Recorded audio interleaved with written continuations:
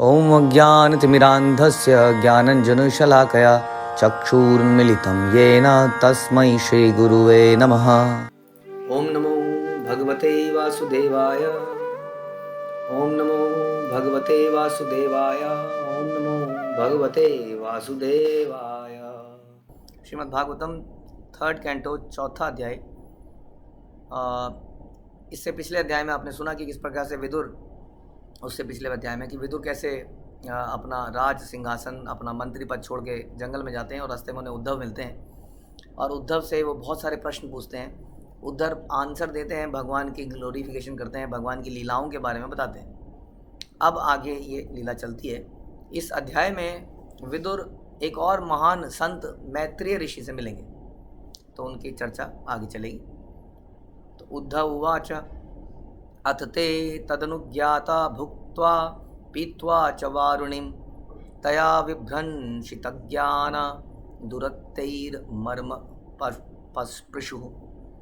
तत्पश्चात उन सबों ने, अभी आपको याद होगा कि इससे पहले हम सुन रहे थे कि इस प्रकार से प्रभास क्षेत्र में यदुवंशी और भोजवंशी, विष्णुवंशी और भोजवंशियाँ गए हैं। उन्होंने ब्राह्मणों से श्राप ले लिया है, ब्राह्मणों को नाराज़ कर दिया है और अब वो प्रभास क्षेत्र में गए हैं। वहाँ पर उन्होंने खूब दान दक्षिणा दिया है।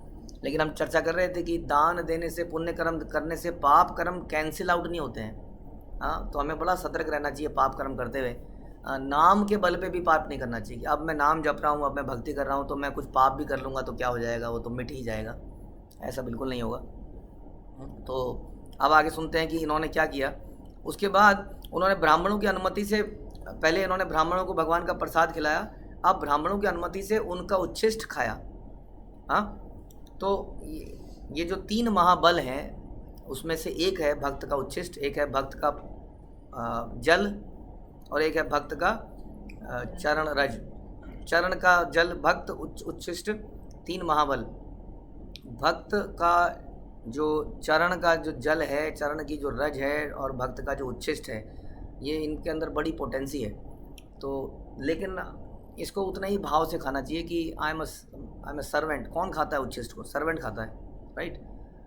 उस भाव से खाना चाहिए, कोई टोटके के भाव से नहीं कि ये मैंने इसका निवाला खा लिया, इसकी भक्ति मेरे पास। ऐसे तो कुछ नहीं हो पाएगा। आई एम हिज सर्वेंट, तो हम सर्वेंट क्या करता है? उच्छिष्ट खाता है, उच्छिष्ट पहनता है, इस भाव से। तो उन्होंने क्या किया, सारे ब्राह्मणों का उच्छिष्ट खाया, लेकिन साथ में चावल की बनी मदिरा भी पी ली। अब चावल की मदिरा बड़ी लाइट मदिरा होती है, ऐसा प्रभुपाद लिख रहे हैं परपट में। तो इसके पीछे आप जानते हैं कि भगवान का पूरा प्लानिंग थी कि यदुवंश को अब समाप्त होना चाहिए, क्योंकि मेरा भी जाने का समय आ गया है। इनको कोई मेरे जाने के बाद मारने वाला नहीं है दुनिया में कोई, तो मेरे ही तो हैं ये सारे। भगवान के भक्त उतने ही शक्तिशाली होते हैं। तो कुछ ऐसा लीला हुई कि इन्होंने चावल की बनी मदिरा भी पी ली। अब पीने से वो एकदम से, आपको जानते हैं पीने से क्या होता है आदमी, इसलिए 4 नियमों में से एक नियम है नशा न करना, प्रभुपाद ने जो बनाया। तो नशे से क्या होता है? नशे से हमारा जो तपस्या करने की जो कैपेसिटी है वो समाप्त हो जाती है। नशे में कौन तपस्या कर सकता है? तो इस प्रकार से आदमी का जो सही और गलत डिसाइड करने का जो बुद्धि है, विवेक बुद्धि समाप्त हो जाती है। तो इन सब की विवेक बुद्धि समाप्त हो गई। ज्ञान से रहित होकर इन लोगों ने एक दूसरे को कर्कश वचन, मर्म भेदी वचन बोलने लगे, यानी कि एक दूसरे को गाली गलौज करने लगे। अब हम पहले भी चर्चा कर चुके हैं कई बार, जो हाथों की पिटाई इतनी बुरी नहीं लगती है जितने कि शब्दों की, जो हृदय में चुभ जाते हैं। हाँ, और आदमी मारने मरने पे तुल जाता है जरा सी किसी शब्द से। तो ऐसे इन्होंने एक दूसरे को गलत शब्द बोलने शुरू कर दिए सब लोगों ने आपस में। उसके बाद तेषां मेरे दोषेण विस्मीकृत चेतसाम निम्लोचती रवो आसीत वेणुनाम इव मर्दनम। जिस तरह बांसों के आपसी घर्षण से, तो जंगल में क्या होता है, अक्सर जंगल में आग लगती है, आपने सुना होगा। तो जंगल में ऐसा बताते हैं शास्त्र, लोग तो लगा ही देते हैं आग, वो एक अलग मैटर है, बट जंगल में आग अपने आप लग जाती है। कैसे लगती है कि बांस के पेड़ होते हैं, आपने अगर देखा हो, झुंड में होते हैं एक साथ और ऐसे टेढ़े मेढ़े हो रखे होते हैं। जब हवा चलती है तो बांस हिलता है तेज़ी से, और ऐसे हिलने से उसमें घर्षण होता है आपस में, उससे चिंगारी निकलती है, उससे आग लगती है। जंगल में आग इस प्रकार से लग जाती है। तो बता रहे हैं जिस प्रकार से जंगल में आग अपने आप ही लग जाती है, उसी तरह सूर्यास्त के समय नशे के दोषों की अंतः क्रिया से उनके मन असंतुलित हो गए और उनका विनाश हो गया। तो उनके मन असंतुलित हो गए, उन्होंने एक दूसरे को कर्कश वचन बोले, एक दूसरे को वार करना शुरू किया, मारना शुरू किया, और आपस में ही लड़ते लड़ते उन्होंने सब ने एक दूसरे को मार डाला। तो इसके पीछे अगेन एक तो भगवान की लीला है यदुवंशियों को समाप्त करने की, एक हमारे लिए सीख है। सीख में हमने कई चीज़ सीखी। एक तो कभी वैष्णव का अपमान मत करो जो इन्होंने किया, कभी भी प्रजल मत करो जो इन्होंने किया। उसके बाद ये मत सोचो कि हमारे पुण्य कर्म हमारे पाप कर्मों को समाप्त कर देंगे। हाँ, उसके बाद में हमेशा नियमों का पालन करो, चाहे आप कितने भी शक्तिशाली क्यों ना हो जाएं, हाँ, चाहे आप किसी भी स्टेज में क्यों ना पहुंच जाएं। हम अक्सर सुनते हैं कि भरत महाराज ने नियमों में थोड़ी सी कमी करी हिरण से आसक्ति होने के कारण, और उन्होंने पूरा दोबारा जन्म भरत महाराज ने हिरण के रूप में ले लिया। तो इसलिए नियमों में कभी भी, हम सुनते हैं कि इवन राग भक्ति जो है, रागानुगा भक्ति भी यही कहती है कि नियमों का राग से पालन, बस नियमों का पालन रागानुगा भक्ति में भी रहता है। इसलिए प्रभुपाद ने 4 नियम बनाए। प्रभुपाद कहते थे कि जो व्यक्ति 4 नियम पालन नहीं करता वो तो अभी मनुष्य ही नहीं है। 4 नियम तो मनुष्य बनने के लिए हैं, भक्त बनने के लिए तो बहुत कुछ है। जिसमें आप जानते हैं कि नशा ना करना, जिसके अंदर हम लोग बोलते हैं कि चाय कॉफ़ी भी है, सच मायने में तो डिफ़िकल्ट है छोड़ने में, लेकिन ये पॉसिबल भी है। कई लोग कहते हैं जी चाय में नशा कहाँ है, तो हम कहते हैं छोड़ दो, छोड़ देंगे, लेकिन छूटती नहीं है। हाँ, यही उसकी लक्षण है कि वो नशा है, क्योंकि छूटती नहीं। फिर कहते हैं जी ऐसे तो खाना भी नहीं छूटता, तो खाना भी तो कहाँ छूटता, खाना खाना पड़ता है। लेकिन खाना हम खाते हैं अपने शरीर को पोषण करने के लिए, लेकिन चाय से शरीर का पोषण नहीं होता है वास्तव में। और ऐसी चीज़ अगर भक्ति के बीच में आ रही है तो उसको छोड़ने का हमें प्रयास अवश्य करना चाहिए। ये बहुत ही छोटी कीमत है वास्तव में भक्ति को पाने के लिए।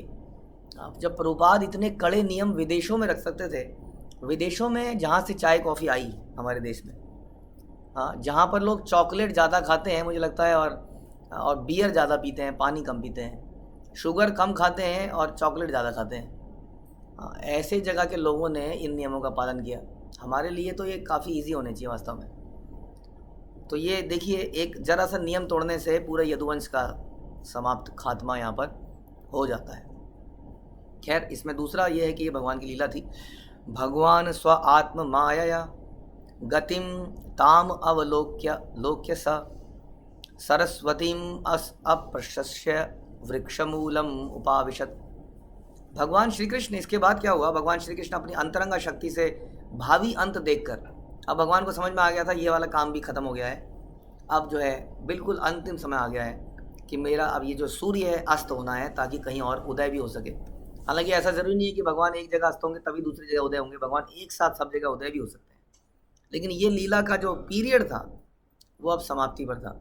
तो भगवान सरस्वती नदी के निकट में चले गए, वहाँ पर तट पर बैठ गए, जल से उन्होंने आचमन किया और एक वृक्ष के नीचे भगवान बैठ गए। अहम च उक्त भगवता प्रपन्न आरती हरेण बदरीम त्वं प्रयाहि इति स्वकुलम संजीहि गुण। भगवान उनके कष्टों का विनाश करते हैं जो उनके शरणागत में हैं। अतएव जब उन्होंने अपने परिवार का विनाश करने की इच्छा की तो उन्होंने पहले ही बद्रिकाश्रम जाने के लिए मुझे कह दिया। तो यहाँ पर उद्धव जी बता रहे हैं कि भगवान ने मुझे पहले ही आदेश दे दिया था, क्योंकि मैं सहन नहीं कर पाता भगवान का जाना अपने आँखों के सामने, इसलिए भगवान ने मुझे पहले ही आदेश दे दिया कि तुम बद्रीनाथ चले जाओ। तो बता रहे हैं कि भगवान रक्षा करते हैं, उन्हें मालूम था कि मैं सहन नहीं कर पाता, तो उन्होंने मुझे ये आदेश दिया। तथा अपि तत् अभिप्रेतम जानन अहम अरीमदम पृष्ठतः अन्वगमं भर्तु पाद विश्लेषण अक्षम। हे विदुर, वंश का विनाश करने की उनकी इच्छा जानते हुए भी मैं उनका अनुसरण करता रहा, क्योंकि अपने स्वामी के चरण कमलों के विछोह को सह पाना मेरे लिए संभव नहीं था। हाँ, तो इसलिए मैंने वही किया जो भगवान ने बोला। तो वास्तव में अगर हम किसी से प्रेम करते हैं तो उसका सबसे बड़ा लक्षण यही है कि हम उसकी बात को माने। अक्सर समाज में बोलते हैं कि हम आपसे बहुत प्रेम करते हैं, लेकिन प्रेम करते हैं तो कैसे पता चलेगा कि प्रेम करते हैं? ऐसे पता चलेगा कि हम उसकी बातों को मानते हैं कि नहीं मानते हैं। तो यही सबसे बड़ा लक्षण है। तो बता रहे हैं कि इसलिए मैंने अपने स्वामी की इंस्ट्रक्शन को मान लिया और मैं उन्हीं के कहने अनुसार बद्रीनाथ बद्रिकाश्रम चला गया। अद्राक्षम एकम आसीनम विचिन्वन दयितं पतिम श्रीनिकेतम सा सरस्वत्याम कृतकेतम अकेतनम। इस तरह उनका पीछा करते हुए मैंने अपने संरक्षक तथा स्वामी यानी कि भगवान श्री कृष्ण को सरस्वती नदी के तट पर आश्रय लेकर अकेले बैठे और गहन चिंतन करते हुए देखा, यद्यपि वे देवी लक्ष्मी के आश्रय हैं। हाँ, तो वास्तव में भगवान कभी चिंतन में होते नहीं हैं, क्योंकि भगवान के चिंतन करने से पहले ही उनके कार्य पूरे हो जाते हैं। भगवान की अंतरंगा शक्ति, बहिरंगा शक्ति, बहुत सारी शक्तियाँ हैं, उनके कई सारे भेद हैं, और वो जैसे ही कोई विचार उनके दिमाग में आता है वैसा ही वो काम हो जाता है। तो इसलिए बता रहे हैं कि वो लक्ष्मी के आश्रय हैं। जो लक्ष्मी भाग्य की देवी है, जिसकी लोग पूजा करते हैं कि लक्ष्मी घर में आएगी तो भाग्य आएगा, वो लक्ष्मी कृष्ण का, भगवान का आश्रय लेती है, उनके वक्ष स्थल में बैठती है, उनके चरण दबाती है। तो वो कैसे उनके पास कैसे मिस फॉर्चून आ सकता है? हाँ, जो खुद लक्ष्मी भाग्य की देवी के आश्रय हैं। लेकिन मैंने उनको सरस्वती नदी के किनारे पर बैठे देखा, कुछ चिंतन कर रहे थे भगवान। श्याम अवदातम विरजम प्रशांत अरुण लोचनम देर्भी चतुर्भी विदितम पीता कौश अम्बरेण च। भगवान का शरीर श्यामल है, श्याम वर्ण का है, जैसे नए नए बादलों का रंग होता है, हाँ वैसा उनका रंग है, किंतु वह सच्चिदानंदमय है, अतीव सुंदर है। उनके नेत्र सदैव शांत रहते हैं और वे प्रातःकालीन उदय हुए सूर्य के समान लाल हैं। भगवान के नेत्रों में लालिमा है। मैं उनके 4 हाथों, विभिन्न प्रतीकों तथा पीले रेशमी वस्त्रों से तुरंत पहचान गया कि वो भगवान हैं। भगवान वहाँ बैठे थे और मैं एकदम से उनको पहचान गया कि भगवान वहाँ पर बैठे हैं। फिर क्या होता है? वामे उरौ अधिश्रित्य दक्षिण अंघ्रि सरोरुहम अप्राशिता अर्भक अश्वत्थम अकुशम त्यक्ता पिप्लम। भगवान अपना दाहिना चरण कमल अपने बाईं जांघ पर रखे एक छोटे से बरगद वृक्ष का सहारा लिए बैठे थे। तो दाहिना चरण जो था बाईं जांघ के ऊपर पड़ा था। तो ये अगर आप जाएंगे आज भी प्रभास क्षेत्र में तो वो पेड़ वहाँ पर दिखता है, वो मंदिर बना हुआ है बहुत सुंदर, जहाँ पे भगवान ने ये अंतिम समय अंतिम लीला करी थी, और इसी रूप में उन्होंने भगवान को वहाँ बनाया हुआ है। तो भगवान इस तरह से वहाँ बैठे हुए थे, एक पैर के ऊपर दूसरा पैर रख के, और यद्यपि उन्होंने सारे घरेलू सुपास त्याग दिए थे तथापि वे उस मुद्रा में पूर्ण रूपेण प्रसन्न दिख रहे थे। तो यही है कि भगवान कभी अप्रसन्न नहीं हो सकते, जैसे सूर्य के सामने कभी अंधकार नहीं हो सकता। तो भगवान की हर लीला अल्टीमेटली इस प्रकार की है। इसलिए कहते हैं कि जो भगवान के सानिध्य में रहता है वो भी हमेशा प्रसन्नचित्त रहता है। तो भगवान उस मुद्रा में, जबकि वो अंतिम लीला की घड़ी थी, उस वक्त भी एकदम प्रसन्नचित्त वहाँ पर बैठे थे। उसी समय क्या होता है? तस्मिन् महाभागवत द्वैपायन सुहृत सखा लोकान अनुचरण सिद्धे आससाद यच्छया। उसी समय संसार के अनेक भागों की यात्रा करके महान भगवत भक्त तथा महर्षि कृष्ण द्वैपायन व्यास के मित्र एवं हितैषी मैत्री अपनी इच्छा से उस स्थान पर आ पहुँचे। यस, तो मैत्री जो थे वो व्यास देव के पिता यानी कि पराशर मुनि के शिष्यों में से थे। तो पराशर मुनि यानी कि व्यास देव और मैत्री मुनि बराबर के हो गए, मित्र हो गए, मित्रवत हो गए, यानी कि मैत्री ऋषि बहुत सीनियर हो गए देखा जाए विदुर से। तो हमने सुना था पहले कि विदुर और उद्धव में विदुर का थोड़ा सा सीनियर था, जो उनका लेवल था, मतलब किसी भी तरीके से कह लीजिए। हालांकि उद्धव बड़े अच्छे भक्तों में से हैं, जो कि आगे अभी कुछ लोग में आपको दिखेगा कि ऑल्दो मैत्री जो है सीनियर माने जाते हैं, लेकिन उद्धव जब भगवान के ज़्यादा निकट भक्तों में से थे। तो मैत्री ऋषि जो कि व्यासदेव के को मतलब उनके मित्रवत थे, वो वहाँ पर अचानक से आ गए। वास्तव में कोई भी चीज़ संसार में अचानक नहीं होती, तुक्के से नहीं होती। हर चीज़ के पीछे भगवान की बहुत सारी प्लानिंग चल रही होती है। संसार के साइंटिस्ट कहते हैं कि ये संसार एक बिग बैंग से बन गया, यानी कि अकस्मात बन गया। इट्स वेरी आयरॉनिकल, क्योंकि अल्टीमेटली साइंस सेज कि नथिंग इज़ बाई चांस, है ना। साइंस का मतलब ही है कि everything is doing and seeing it practical, but उसके जो फंडामेंटल प्रिंसिपल्स हैं वो अकस्मात तुक्कों पर आधारित हैं कि संसार अचानक से एक विस्फोट से बन गया। लेकिन कोई भी चीज़ अकस्मात नहीं होती। उसी तरह से जैसे कि परीक्षित महाराज जब गंगा जी के किनारे बैठे थे मृत्यु के समय पर, अपने अंतिम 7 दिनों को काउंट कर रहे थे, तभी वहाँ पर सुखदेव गोस्वामी अचानक से आ गए। लेकिन वास्तव में वो अचानक से नहीं आए थे। सुखदेव गोस्वामी के साथ एक महान ग्रंथ का भाषण होना था 7 दिनों तक, इसलिए वो वहाँ पर आए थे और वहाँ पर सारे लोग आए थे, नारद मुनि भी वहाँ थे। उसी तरह से यहाँ पर भी मैत्रेय का आना एक घटना नहीं थी।